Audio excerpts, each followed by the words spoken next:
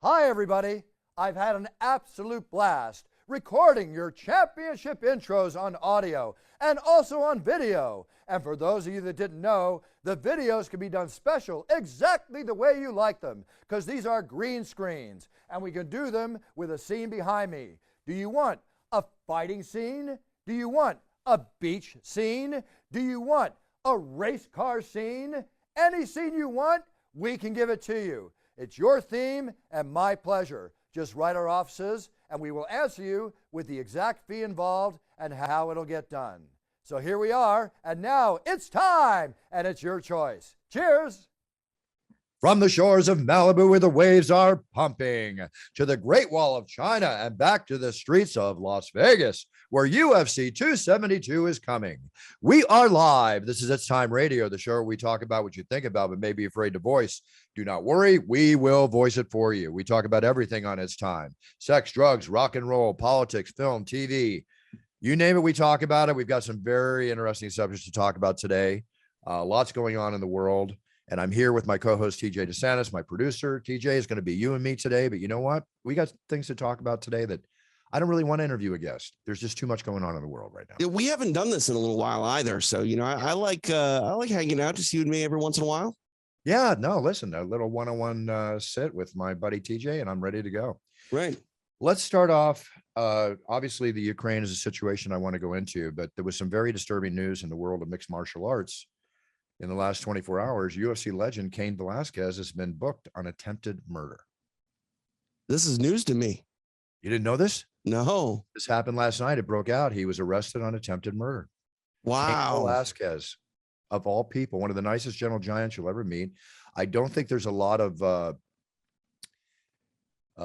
information out there now, but basically what they're saying is he was involved in a shooting in San Jose around 3 p.m.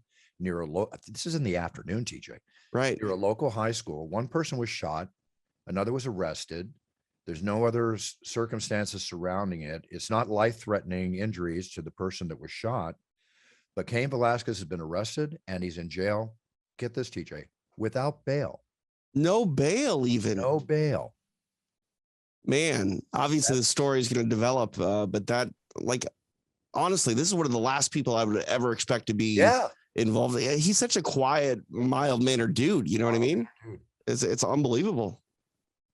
Was there any in his past history, with his past, was he ever in gangs or anything? Was that ever brought out? Did he ever? Not that I ever heard of. No.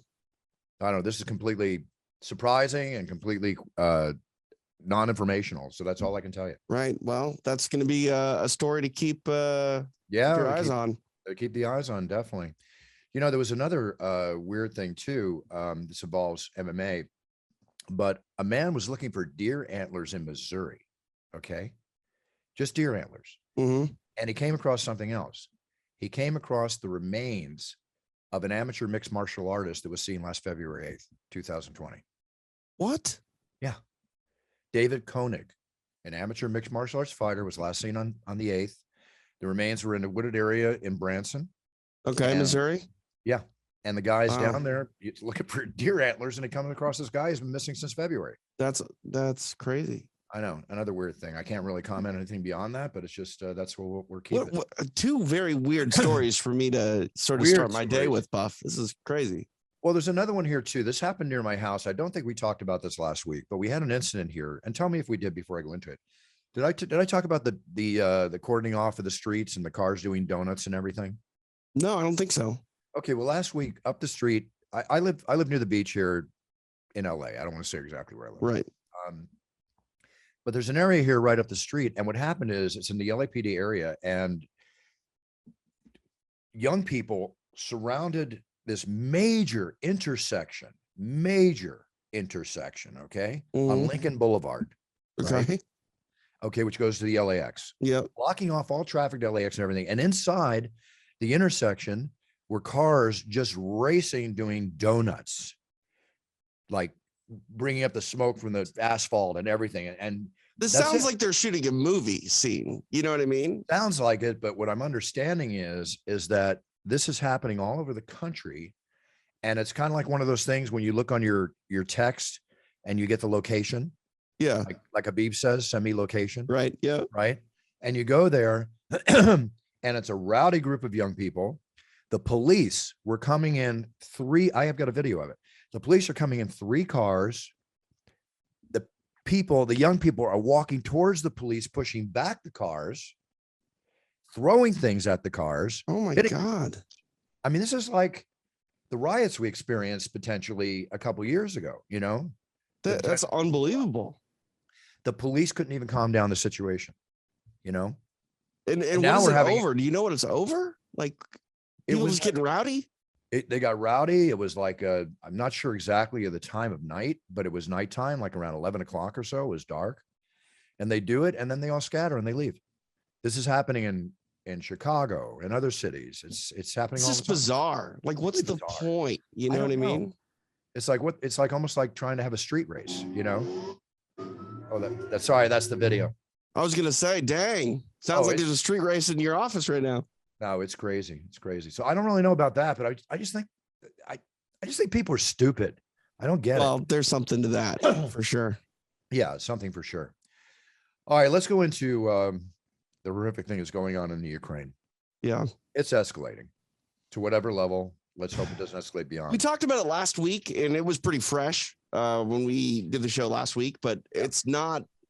I mean, it's not getting any better. Like, I don't feel like there's steps towards a resolution. I feel like we're getting more lost in the woods on this thing. Well, yeah, because, they're basically all countries, not all countries, but a number of countries, are taking up positions against Russia and what they're doing. Right now, as we speak, there's get this, TJ, can you imagine this? There's a 40-mile Russian convoy, 40 miles long, tanks, armor, weapons, soldiers, and they're stalled outside of Kiev, or however you say the name of it. Yeah, Kiev. Yeah. Is that their entire military? I don't know. There was another report the other day my brother was telling me, and it was like an 18-year-old young soldier, Russian soldier. And think about this. My heart goes out to this, okay? Mm-hmm. Some of these kids, as on either side, who are serving in the army and wondering, why am I even here? Right. Why am I doing this? And the kid sent a text off to his mom, if I'm not mistaken, about, I'm scared. Why am I here? And now he's dead. Yeah. I mean, the loss of life, it's never justified, really, honestly, at the end of the day. It just like, but like you said, Bruce, like these young people fighting and dying in these wars, and they don't even know what they're there for. It's like, no, what are you doing? They're serving their country, and there's a lot of, think about this too. Ukraine, Zelensky. And by the way, Ukraine is fighting back very strong. Right. I mean, they don't want to be taken over. You know what I mean? No. That's their country. Good for them. Good for them. I mean, they're standing strong. They're fighting strong. Ukraine's Zelensky. Do you remember him? He was actually on Dancing with the Stars. No. You didn't know that? No. I've never watched Dancing with the Stars. I'm waiting for that Bruce Buffer season. Yeah. Well, hopefully we'll see whenever that happens. But and thanks for that. But anyway, he's got quite the personality. He's been out there. The videos I've seen of him talking to his people and keeping people strong. I mean, I think he's doing as good a job as possibly can be done, considering the situation that he's involved in. Yeah. And I'm not a politician. I would never want to be in that position. But when you talk about politicians too, two of the biggest stars of the boxing world in the last 20 years are taking up arms. I checked with my friend who was her manager, Tom Butler. They've been hidden in a bunker, the Klitschko brothers. Yeah, no, I saw that. And like, think about that. Like that's the other thing. That's the other thing that's interesting about this whole scenario too, Bruce, is the Ukraine obviously has, their own military, and they're sending their military, out to fight, but citizens are just taking up arms. And that's something as Americans, we just can't even fathom. You know what I mean? We just don't even think about that ever being a thing we would have to do here. My brother Brian said something to me yesterday that he's never said in all the conflicts that have happened since we've been alive. And he was 6 months out of the draft for Vietnam back when he was, 18. He feels so bad about this. He said if he was younger and he was like, not and willing, and he said even now he'd be willing to go over there and be one of the freedom fighters. Wow. He's really affected by this. Well, I think we touched about it on the last show. Just it doesn't seem like this is modern day. You know what I mean? Like a country is invading another one just to take it over. Like it seems like those are of wars of yesteryear, and that diplomacy could be able to figure everything out at this point. But that's not the case in this one. No, it's not the case. And the Ukrainians are doing everything they can. I mean, Zelensky has actually asked. He goes, "Listen, I don't need to ride out of the country. I need ammunition." Right. That's what I want. I need ammunition to defend. Don't worry Yeah, about he's me not going to stand down. Which is no, he's going to stay there, just right. like the Klitschko's and other. There's other sports figures going in there taking up arms too. And now even one of the local breweries has stopped the production of beer. You know what they're making, TJ? What? Molotov cocktails. Really? They're producing Molotov cocktails and giving instructions to the citizens how to use them to fight back. Yeah. You know what is really interesting here? And I think we're going to see it because like Russia's military is a gigantic force, right? Like it's a very big world power military. But what we're seeing here is it doesn't matter how big the fight is personnel wise. It's the fight in the heart. And the heart of Ukraine is essentially on display to a point where it's like, look, you're going to have to take drastic measures to try to actually dethrone and uproot this country and take it over. And I guess that's the question for Russia is like, how far do you want to push this? Because when breweries are making Molotov cocktails, Bruce, you're fighting in a very inspired, motivated people that are not going to back down easily. That's the equivalent of in World War II, where factories in America switched to make bombs, right? Ammunition. Yep. It's the same thing when you think about it. Now, the other thing that's coming here is that Russia, crypto has gone up. Bitcoin has gone up over 40,000 in the last 24 hours. Yeah. Quite a bit. One of the reasons is because Russia's switching over to crypto. Mm-hmm. It's getting slammed with sanctions that are slamming its economy. It's facing financial meltdown as these sanctions slam its economy. I think that, and again, I'm not an expert on this. I'm only going by what I've heard recently, but they're even able to freeze certain assets that they have saved up in American currency. Right. Like I heard something like $700 billion. Wow. So think about, they're doing this to the Ukraine.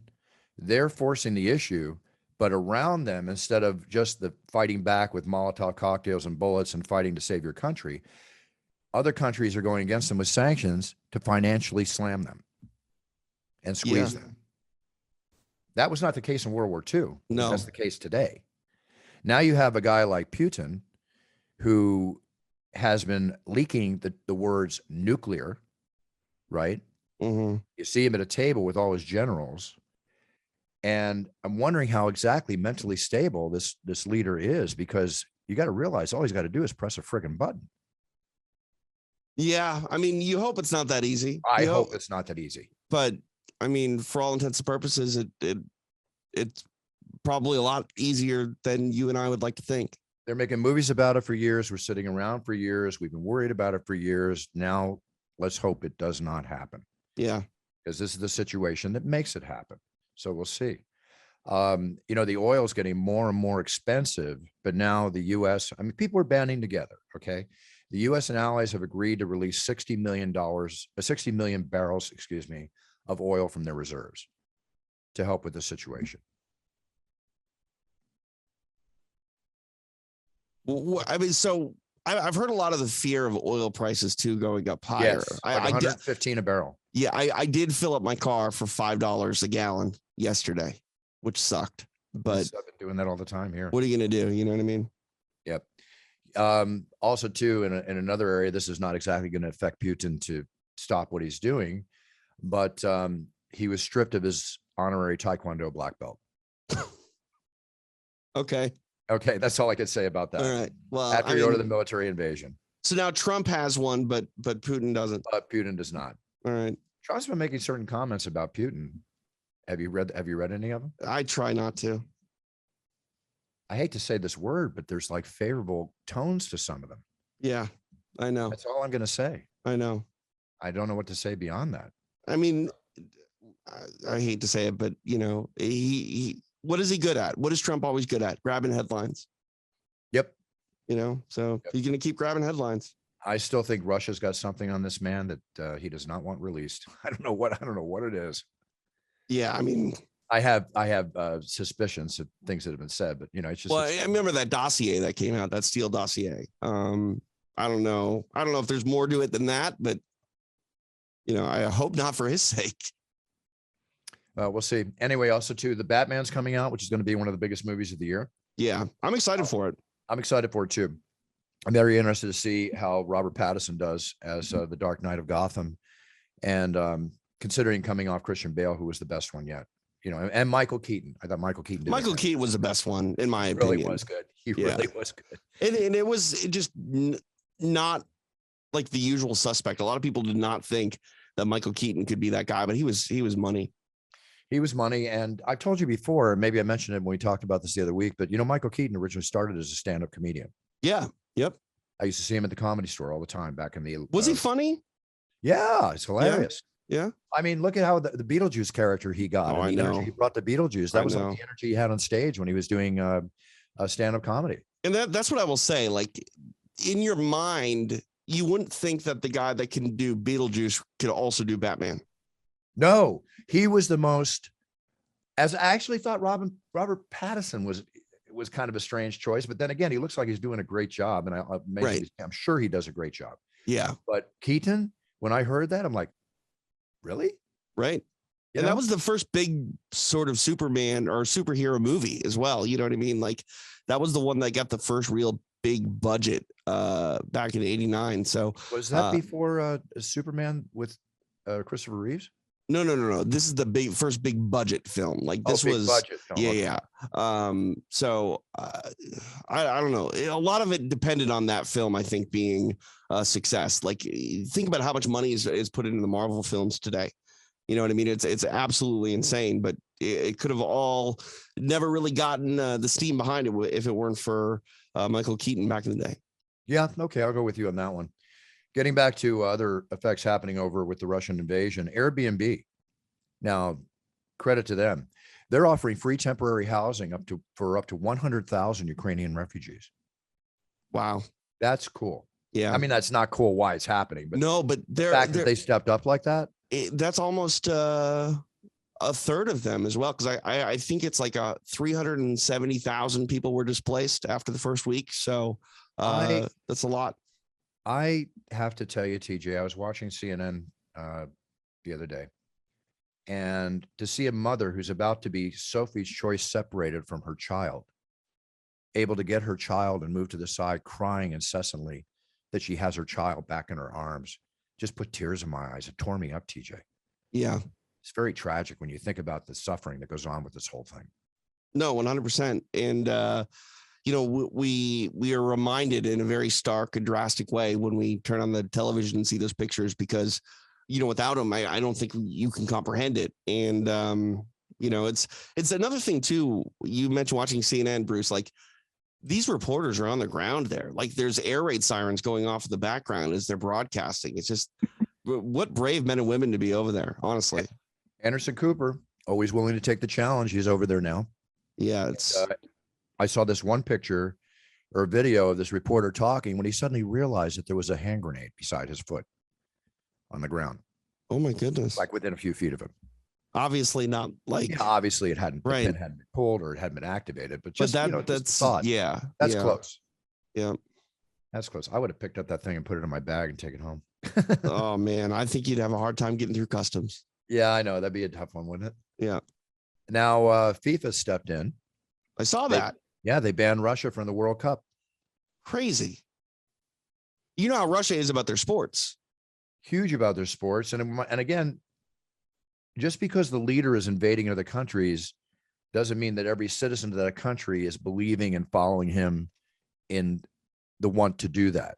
Right. So I think about these soccer players in Russia that have just been, busting their buns forever to get to be on the team, to get to be in the World Cup, to get to be in the star spotlight and on the stage and in the big arena. Right. That a UFC fighter and an MMA fighter dreams of being like in the UFC. And now that dream is gone. Just like that. Just like that. overnight. But you know what, Bruce? That honestly may send a harsher message to Putin and the government there than, say, economic sanctions, honestly. Yeah. Because, I mean, again, they take their sport so serious. Very serious. Very, very serious. That's pretty much all I have in Russia. I'm just hoping for the best in the Ukrainian situation. And again, it's a daily development. We'll see how it pans out. But, you know, you can bet it. Even Tom, the manager of the Klitschko brothers, when they were boxers, you know, the suspicion is, I mean, there's like dollar bills on their head to get these guys. Oh, of course. Yeah. You know? Yeah. As well as Zelensky, I'm sure. So it is what it is. Let's go into some UFC and MMA talk. First off, Dana White came out publicly yesterday. And I have to interpret this as this means it's going to happen. But if Dana says that he'd be shocked if McGregor Diaz 3 does not happen, that pretty much, I think that spells it out. That Connor's it's going to happen. Fight. Yeah, it's going to happen. It would be Connor's comeback fight. Do you think? Because Diaz has stated he's good for maybe one more fight, and that's it. That's the fight that has to happen. To me, it's the only fight that makes sense. Yeah, it makes total sense. It's the money fight. It's going to be a huge thing, and I'd love to announce it, and I'd love to see it, and I can't wait to do it. Yeah. Yeah, so leave it at that. Triller. Say it for me, TJ. Triller. Even when I speak to the owners I do business with, I have a hard time saying it. It's all right. Thank God Michael's announcing it and not me. But they just bought the bare knuckle fighting championship. Yep. Any idea what they paid for it? Nope. Interesting. What do you think about that, TJ? I mean, are they making any money? They're paying out.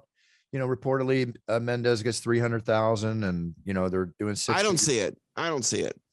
But wait, you don't see what? You don't see them making it, or you don't see them paying it? No, I see them paying it. I mean, I don't think that those guys are going to stand by and say that, yeah, that's what they're paying me if they're not actually getting paid that. I just don't see them. The business model doesn't make sense to me. I don't understand it.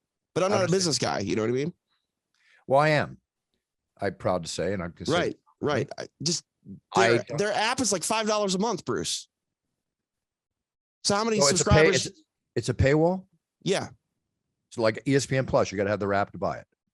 Well, no. Like you just pay for the app and you have it. You can watch all the fights. Right. You can watch all the fights. Yeah. It's like $5.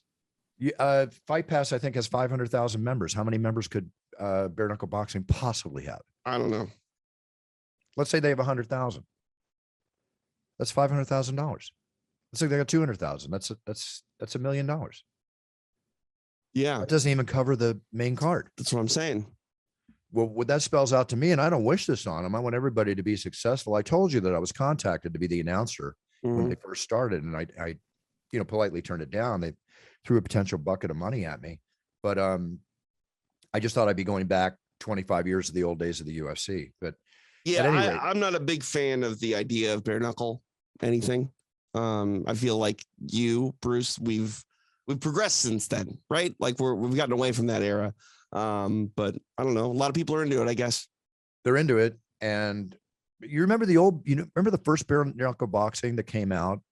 I had my brother Michael announce it. It wasn't bare knuckle. It was gloves where the knuckles were bare in the gloves. And they call it bare knuckle. Right. But there were still gloves. Right. Here, people were getting cut. You hear Mike Perry say, after 3, how many rounds are these fights? 5. And Mike's saying, like, his hands are killing him. I mean, it's one thing to be in a street fight that lasts like 10, 15 seconds if you're lucky. Yeah. But to go in and fight, 2-3 minute rounds, 2-3 minute rounds, bare knuckle, your hands are going to hurt. Yeah, no, I mean, Pearl does it. Pearl's fought twice in bare knuckle. And did you complain about her hands hurting? She kind of does it like a badass thing. You know what I mean? Like she's tough, but like you feel her hands, Bruce, after the conditioning. Like it's crazy. Well, I don't. Oh, really? Why, swollen? Yeah. No, just they're rough. They're just gritty, rough. There's like armor on them almost. You know what I mean? Like the skin is just beaten up. Like, it's, I don't know. Yeah. My hands used to be like that, and they've toned down a lot because when I used to train, I would train without gloves. Right. I loved hitting the bags and even hard surfaces. I just wanted to toughen up my knuckles. But since I haven't been training like that for years, that toughness in the skin that I used to see has kind of gone away a little bit. Right. Sure. I mean, it's still there, trust me, but I could imagine what Pearl's going through, which is probably 10, 20, 30, 40, 50 times what I was doing, and for her to have those I know what you mean by those coarse hands. Right. But she takes pride in them, right? Right. Of course. Yeah. She's a fighter, so. Of course. All right, let's go into the big show. Big show this weekend. Going through some changes. Rafael, say his last name for me, TJ. Fiziev, that's what I thought. Okay. And Rafael dos Anjos, the fight's off. Fiziev has got COVID-19. And I'm sorry to say that. I hate to see that. It was going to be a very exciting co-main event. We're still getting these, Buff. It's still a thing. COVID protocol's not gone away. You know, I was in Vegas last weekend. I was feeling a little more comfortable, but then I'm reading stuff like this, and it just reminds me I got to be as safe as I've always been. Yep. But they took down the mask mandate. Everybody's around the octagon not wearing masks. What can you say? I'm going to wear mine. Yep. Same old, same old. So we're here. I notice I take it off and on because I'm kind of like in that situation, but I don't want to get too overconfident. It's still here. Luckily, it's calming down though, TJ. It is calming down. Hospitalizations and infections are getting lower and lower, and let's just hope it keeps following that level. But let's talk about the event. Okay, obviously the main event, we're all into it. Jorge Masvidal is a 260, is a minus 260 underdog in this fight against Colby Covington. You mean plus? Plus, pardon me. Plus, yes, Colby is the favorite. Mm-hmm. Basically you win 2.5 to 1 on your bet. I don't bet fights, as we know. We discussed this last week. We were talking about Bobby Green, and obviously Makhachev came out and ended that very quickly in the way that he does. Yeah. But with Masvidal here, that's it. If you're betting, I think that's an interesting bet. What is your take? This fight is very real and very emotional for every Jorge. level possible. I don't think it is for Colby, because Colby's kind of this, Chael Sonnen type figure. He can turn it on and off. You're so right about that, by the way. I never heard of that comparison, but when you say that, you're so right about that. Yeah, I agree. Okay. Yeah. But that can go one of two ways. Either this is going to motivate Jorge to have a performance, unlike any other, or it's going to sort of get in the way of him having a performance like that. I feel like it's going to fuel Masvidal more than it's going to hinder him. Mm-hmm. Masvidal's the type of guy that when there's emotion involved, it's going to propel him to a different level rather than hurt him. So I don't know. I think that the quote unquote safer bet from a booking standpoint is to lay money on that favorite. But anytime there's a guy like Jorge Masvidal standing across the favorite, I'm tempted to lean the underdog's way. Well, it reminds me of Randy Couture, Tim Sylvia, 8-1. Randy wins. Right. Holly Holmes against Ronda. When it first came out, 20-1. Yep. Ronda wins. Yep. I can go on and on for another 6 fights. You just never know. Right. Anybody can win on any given night or day in the octagon. Yep. That's the beauty of our sport. But the whole emotional end, the hatred, you really think they hate each other, TJ? I think that Jorge Masvidal strongly dislikes Colby Covington. But Colby's just doing his thing. I think Colby's just doing his thing. Just doing his thing. I'm with you on that one too. All right, then we get into Edson Barbosa and Bryce Mitchell. I think this is going to be a hell of a fight. Yeah. I mean, Bryce Mitchell, he's always in the news though, saying things that people sort of get bothered by. Yeah, that's all right. He's got his chance. Now, the fight that I'm looking forward to here is Kevin Holland and Alex Oliveira. Oh, great fight. I can't wait to see that fight. Phenomenal fight. Both guys are such personalities, such cool cats. It's very interesting. Yeah, no, we'll see. We'll see if Kevin Holland talks throughout this fight. He likes to talk during fights. He does. He likes to talk during, before, after. Right, yeah. Kevin, he's an interesting cat. He just likes to talk. He is. Most definitely. Now, Sergey Spivak and Greg Hardy. Greg Hardy coming off a loss. I think Hardy's close to a 2-1 underdog. Spivak's tough. We'll see how Hardy comes back from his loss, and we'll see how he improves. Do you think he's improving with each fight, or is he staying? I mean, he's definitely improved since he's first started. Oh, hell yeah. But I don't know. I like it. Heavyweight too is a different sort of beast. You know what I mean? You're allowed to sort of have ups and downs more frequently there, and sort of stay, in the spotlight in the UFC a little bit longer than you are in maybe another division. But I don't know. That's another guy that sort of rubs people the wrong way. Greg Hardy. Yeah. Well, he has his past history, which people can't forget. Right. And his present history, which he adds to. So, yep. He's out there. He's doing it. The rest of the thing, we've got, Jessica I on the card, Tim Elliott, always fun to watch back. Yeah, this is good. This is solid. Now there's 15 fights scheduled. See, 9, 14. There were 15. We're down to 14. Hopefully we have at least, we don't get any more fights taken off the card. Right. We'll see. But, the very first fight of the night is Umar Nurmagomedov and Brian Kelleher. That's a great fight. It's a great fight to start off the night. 100%. Yeah, when we get back to, you don't know what the greatest fight of the night's going to be there from fight number 1, but this is a big event. Looking forward to it. T-Mobile, not sold out, TJ? Might be by now. Let me look. Where do you look to check that? Well, so various points. I think this is an event that's sold through Access, access.com. You can also get a good idea when tickets are like on the secondary market, like through StubHub. You gonna talk, or am I gonna have to talk in fill time? No. I'm sorry. I thought you were adding to it, but yes, I think the original face value of the tickets. Pardon me on that, TJ. You're good. The original face value on the tickets. Let me see what they're going for. $272, right? Yep. All right, tickets. They're originally going for $850. Originally? Yep. That's the cheapest ticket? No, that's the most expensive ticket. Oh, got it. Right now they're available on Access from $125 all the way up to $5,500. Wow. Maybe I should tell my guests to stay home. Yeah, maybe. I'm guessing you got the good seats too. I have the good seats. Yeah. I always got the good seats. That's all right. I'm not into selling my seats for profit. I'm not the kind of guy. Maybe I should be, though. I mean, when you see a price tag like that, right? Yeah, exactly. That's all right. Motivate me to do other things. Hey, listen, in the world of Major League Soccer, now tell me if you think this is pretty unreal. Maximo Carrizo just joined the New York City FC. He's the youngest signing in Major League Soccer history. How old do you think he is, TJ? 15. 14. Wow. 14. That's insane. That is insane. That's insane. So at 14, he becomes a pro. I guess he can still go to school and do everything he's going to do, right? Yeah. So like when they sign those kids into academies, there's like education and stuff on site. Well, the deal runs through 2027, and they say with a team option for 2028. I guess that means he can be extended. So I wish they would write down what kind of money he's getting. I'd like to know what kind of money they're paying this kid. Right. And then the other question is, at 14, he's not in control of his money, I would assume.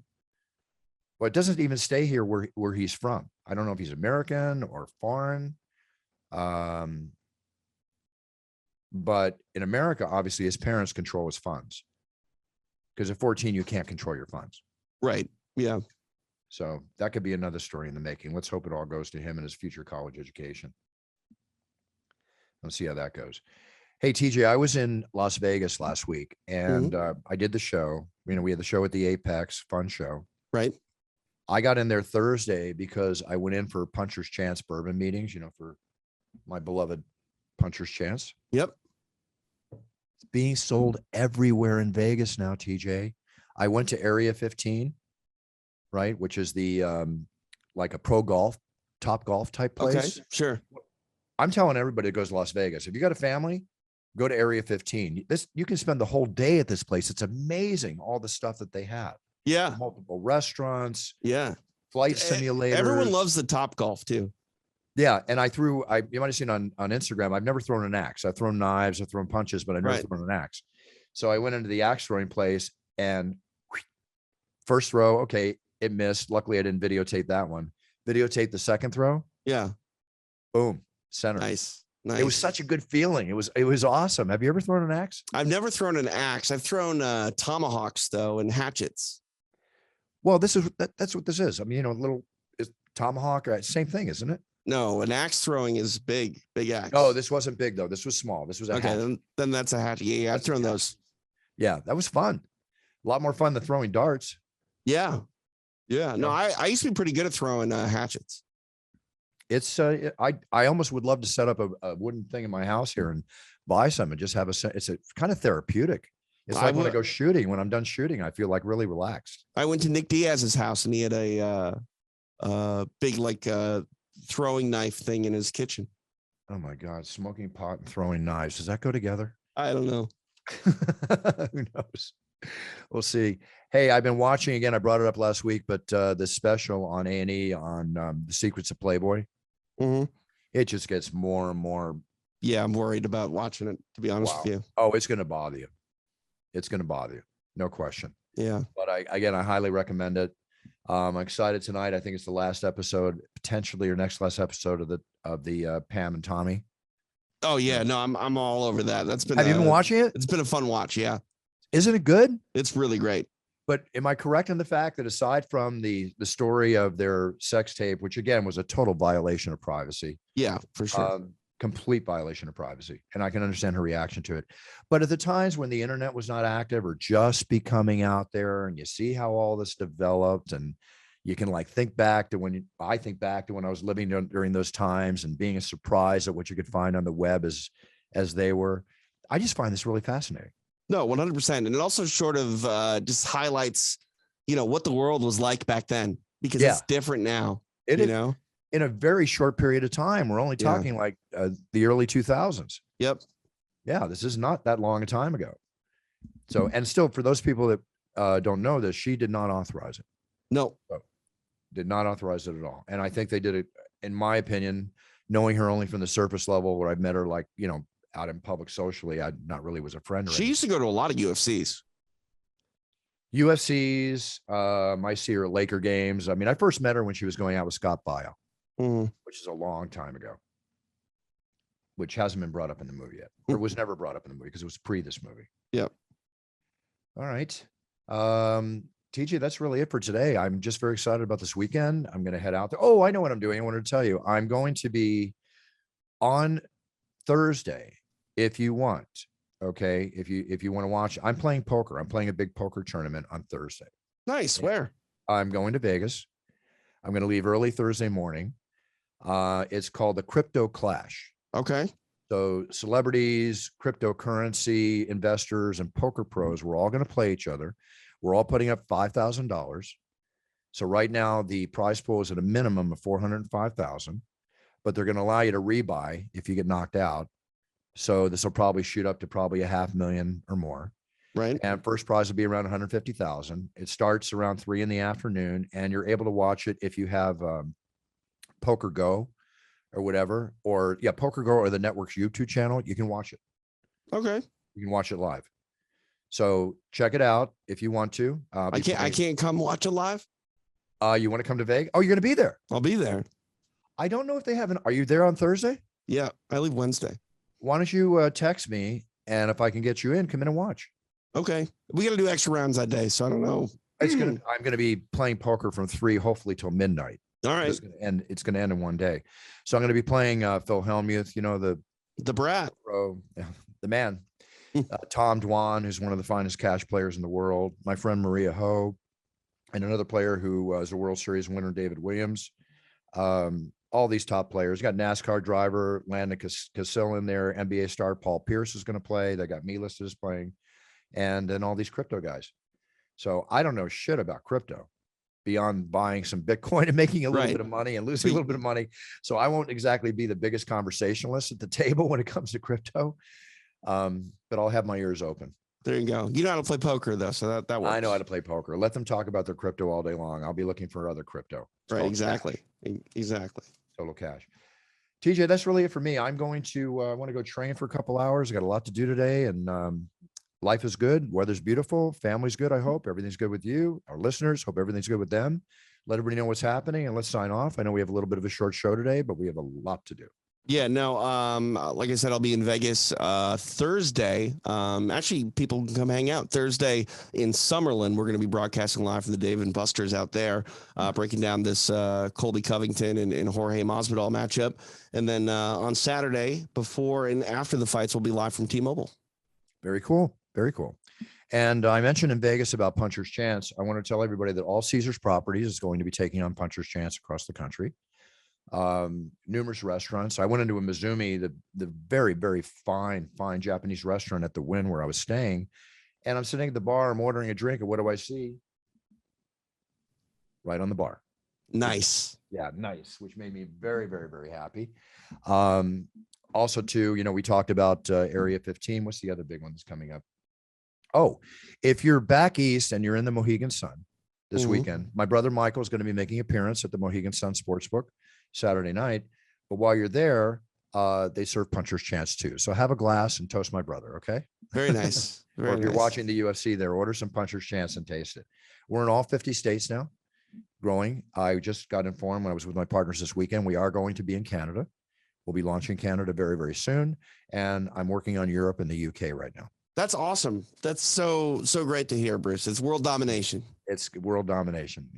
I want to show everybody how to do it the proper way. There you go. There you go. Joke, subtle, figure it out. But now everybody can, have a puncher's chance. Why not? Puncher's chance for sure. All right, TJ, we'll be back next week. We'll have a nice guest on next week, a good guest on next week. Looking forward to 2 weeks off from the UFC. Not that I don't want to be there, but I've got a lot of stuff to do over the next 2 weeks, but I'm looking to start that 2-week UFC vacation with an amazing show on Saturday night. So I'll see you all from the Octagon. Everybody have a great week. Think about what your goals are in life, set them down on paper, write them down is what I'm saying. Learn about them. So when you set on that path, you can be the best you can be. We're all about winning on It's Time Radio. Whatever it takes to win, whether you're first, second, or third, just be the best you can be. And then you're winning, and we'll support you all the way. Be positive, be truthful, and be a role model to your sphere of influence. Because really, we need as many role models in this world today as we can, especially with everything going on. Agreed? I agree. Okay. Buffer out. Have a nice week. Cheers. Bye, TJ. See you, Buff.